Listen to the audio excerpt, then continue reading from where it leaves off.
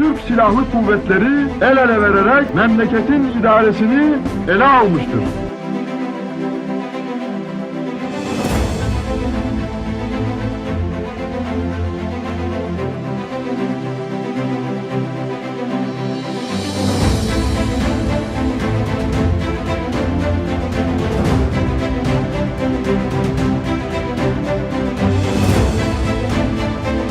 Yurdun iç ve dış tehlikelere karşı savunulması görevlerini bırakıp memleket idaresini ele alması halinde bizatihi korumakla mükellef oldukları rejim, cumhuriyet ne hale gelir?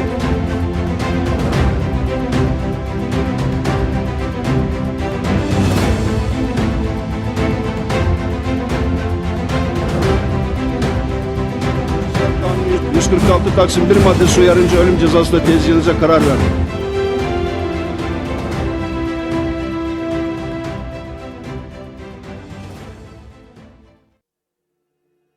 ...27 may hərbi çevrilişi Türkiyə siyasi həyatında hərbi xuntanın idarəçiliyini gücləndirmişdi. Xüsusilə dövlət hərbi maraqlara görə idarə edilməkdə idi. 1965-ci il seçkilərində 52,9% səs toplayan Ədalət Partiyası tək başına iqtidar olmuşdu. Hər nə qədər Ədalət Partiyası ciddi bir səs toplasa da, hərbi xunta ilə hərəkət etmək məcburiyyətində idi. Baş nazir seçilən Süleyman Demirel qərar alarkən həm vətəndaşları, həm də hərbi xuntanın maraqlarını qoruyacaq bir siyasət icra etməli idi. İlk siyasi qərarlarında Demirel, Demokrat Partiya üzvlərinə amnistiya verilməsi istiqamətində qanun layihəsi hazırlamağa başladı. Hər nə qədər 14 may 1969-cu ildə hazırlanan qanun təklifinə Respublika Xalq Partiyasının da dəstəyini qazanıb parlamentdə qəbul etdirsə də, Senat bunu rədd etdi. Məhz bu qərarlarına görə Demireli muxtar lideri adlandırmaq olar. Ədalət Partiyasının tətbiq etdiyi siyasət daha çox antikomünist və milliyyətçilik ilə əlaqələndirilə bilər. Bu mövqeyin təməllərində Demirelin Amerikada aldığı təsiri göstərmək bizə kömək etməz. Bunun əksinə, mövcud beynəlxalq sistemə baxmaq faydalıdır ki, o dövrdə Türkiyə SSR təhlükəsindən özünü qorumaq üçün bu siyasəti həyata keçirtməli idi. Çünki Amerika daxilində kommunistlərə qarşı ov başlamışdı. Süleyman Demirelin iqtisadi modeli inkişafçı mühafizəkarı idi. Məhz bu məlumata görə Demirel ordunun dəstəyini itirməmək üçün Dövlət Planlama Təşkilatı ilə birgə çalışsa da, Demokrat Partiya dövründən başlayan liberal anlayışını da davam etdirirdi. Mənbəyə görə Demirel liberal bazarı formalaşdırdıqdan sonra Dövlət Planlama Təşkilatının funksiyasını dayandırmaq istəyirdi. Qeyd edilən iqtisadi model çərçivəsində Türkiyə-Avropa İttifaqı münasibətlərinə də baxmaq lazımdır.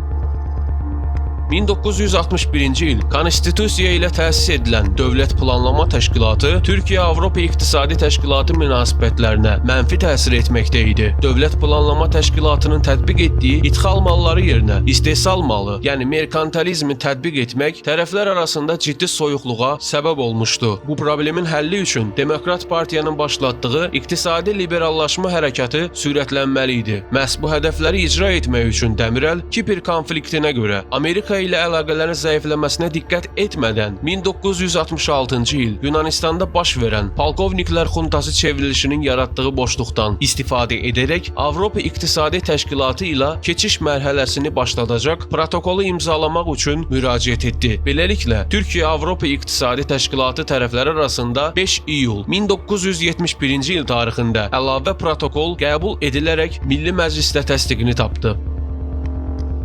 Əlavə protokolun imzalanması ilə yeni qərarlar icra olunmağa başladı. Bu qərarlardan ilki Türkiyədən Avropa İqtisadi Təşkilatına ixrac edilən bəzi neft məhsulları, pambıq ipliyi, hazırlanmış pambıq toxumalar, yun və incə heyvan tükündən hazırlanan mexaniki xalçalar daxil olmadan digər sənaye məhsulları gömrük vergisindən azad olundu. İkinci olaraqsa Türkiyə daxilində istehsalı mümkün olmayan və beynəlxalq bazarda rəqabəti zəif olan məhsullar gömrükdən 12 il müddətində azad edildi.